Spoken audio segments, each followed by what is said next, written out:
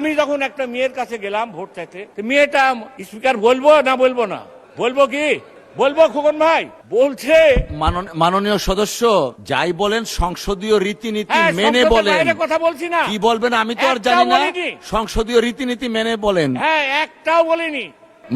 মাননীয় সদস্য মাইকটা তো লাগবে, একটু থামেন, মাইক চলে গেছে। জি ঠিক আছে মাননীয় সদস্য, টাইম শেষ হয়ে গেছে, একটু শুনেন মাননীয় সদস্য দয়া করে।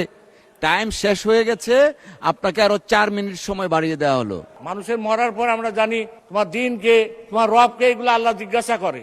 ওই মেয়েটা আমাকে বলছে যে ভোট কাকে দিছো সেটাও নাকি আল্লাহ রাব্বুল আলামিন এবার জিজ্ঞাসা করবে। শুনতে শুনতে তো আমার মাথা খারাপ হয়ে গেল। আমি আবার গেলাম, যেহেতু ভোট তো সব শেষ হয়ে গেল। পরবর্তীকালে আমি যাই দেখলাম যে সব কথা যে মানুষ কর্ণপাত করে নাই। অতএব আমরা আপনাদেরকে